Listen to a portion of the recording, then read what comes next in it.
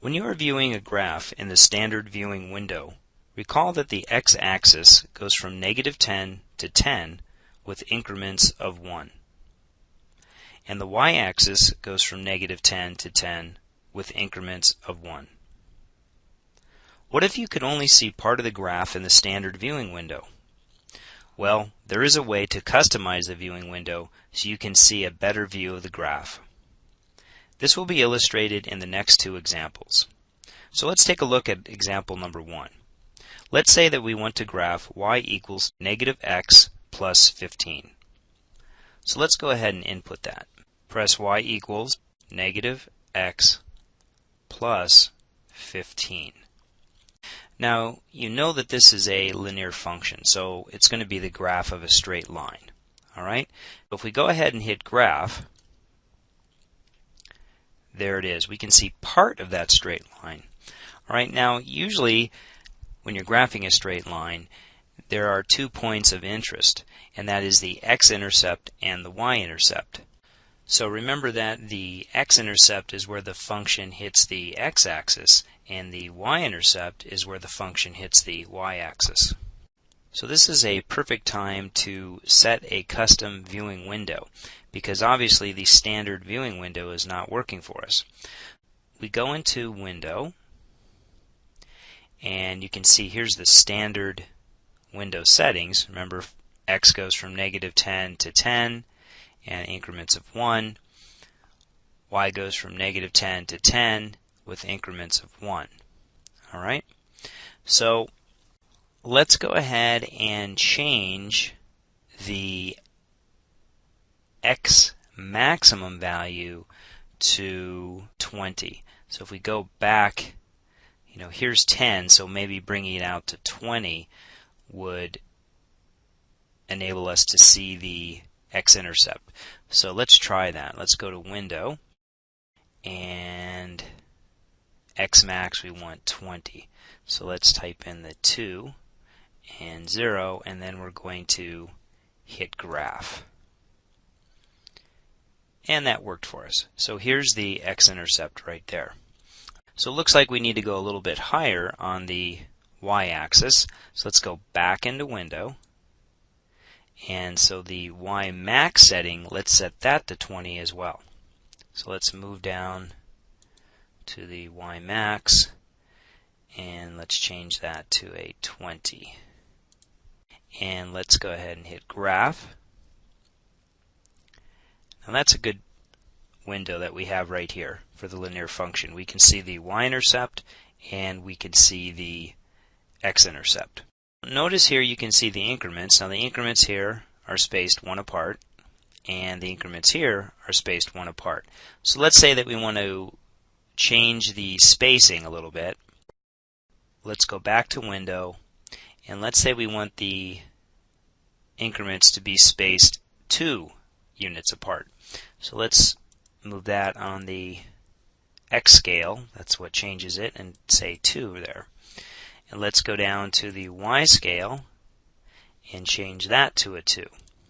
So each increment on the x and y axis is going to be spaced 2 units apart. Let's hit graph, and there we have it. They're not as scrunched up as they were on the previous screen. Okay, so if you look to the right, you can see the previous screens that we just had up and how they actually changed from the original one, just by going into the window mode and changing some of the settings.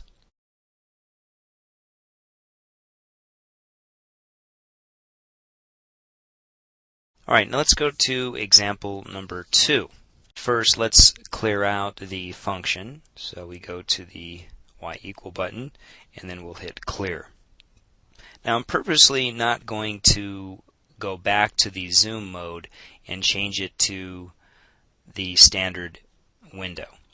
And the reason why I'm not going to do that is because sometimes you forget to put it back in the standard viewing window, and let's just see what happens. Sometimes you may not need to go back to the standard viewing window. So let's get out of this second function and quit. So we're going to input the function y equals the quantity x plus 9 cubed, subtract 8. So that's the quantity x plus 9, close it, raised to the third power, and then subtract 8. So this is a cubic function, and you should know what the general graph of a cubic function looks like. Alright, so let's just go ahead and hit graph here.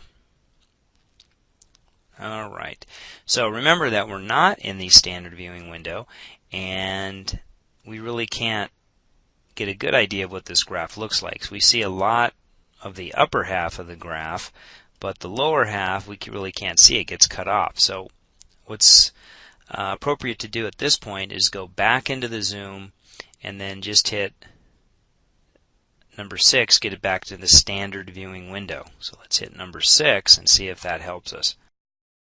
Well, it looks a little bit different, okay, but still we don't see the lower half of this function. You should know that it keeps going on this way, and it would be nice to see that. So we're going to go ahead and customize this viewing window. We see a lot of the upper half here, so let's go ahead and change the y min value. Let's go down a little bit further. So let's go to Window, and let's go to y min, and let's change that to, let's say, -20. So 2, and there's the -20. So let's go ahead and hit graph. Okay, well, that didn't really help us too much. The y values went down a little bit further here, but we still can't see it. So what that means is we need to go a little bit further to the left. So if we go back to Window, let's go to the x min, and let's change that to -15 and see if that helps. So replace that with a 5, and then we hit graph. So that helped a little bit. Just going 5 more units to the left helped. So here's our cubic function. That's a good view of this function right here. Now the only thing that we could change, these increments are a little bit cramped together, so let's just change that. So let's go to Window, and let's change the y scale, let's say to 3, and let's hit graph. Okay, so they're spaced apart a little bit further than before. It looks a little bit nicer. To the right, you can now see the previous windows, starting from the first window where we graphed the function in standard mode. So let's go one step further with this function, and let's say that you wanted to see what's happening to the function as it goes higher and higher, or if it goes lower and lower. Okay, so what we need to do is we need to change the y max and y min. Let's go into Window, and you can see the y min, we're starting at -20 and we're moving all the way up to 10. But we would like to go from -100 to 100. So let's move this down. We want -100, and then we want to go to 100, so let's add another 0 in there. Okay, so we're going from -100 to 100. Now let's graph that. Okay, and notice that you can't even see any of the increments on the y-axis, and that's because, remember, we set the scale to be only 2 units apart. So let's go back into the window, and let's set the scale to 5 and see what happens. So let's graph that after we hit 5. And you can see the increments a little bit better here. So let's go back to Window and increase it to 10. Now it's always a good idea for a rule of thumb. if you're going from negative 100 to 100, you're basically going a range on the y-axis of 200.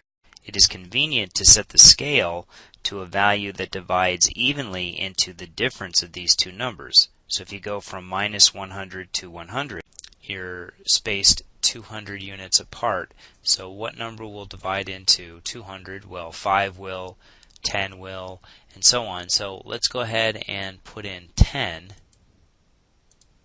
Okay, and let's graph that.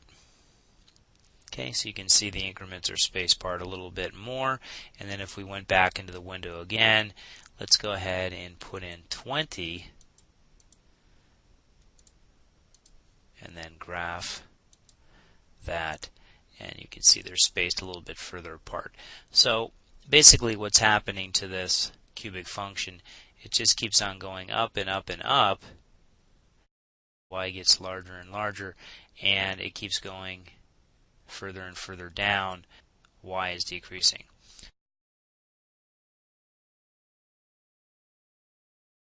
Now let's go back into window, and there's something that we haven't talked about, and that's this setting right here where it says xres equals to 1. Well, what does that mean? Well, it means that functions are evaluated and graphed at 1 pixel. Okay, that means at 1 pixel.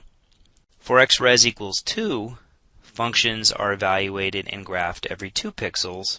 For xres equals 3, the functions are evaluated and graphed every 3 pixels, and so on. So if this said xres equal 8, that means that the functions are evaluated and graphed every 8 pixels. Now, the smaller the number, the better the resolution will be. Okay? But the calculator will graph the function a little bit slower. So the higher the number is, the lower the resolution, but the calculator will graph the function a little bit faster. Now, from experience, the difference between, let's say, xres equal 1 and xres equal 5, there's really not much difference in the speed. Okay? So it's always best to graph the function in the highest resolution as possible. So always keep this setting to xres equals 1. Okay? So this concludes the video on adjusting the graphing window.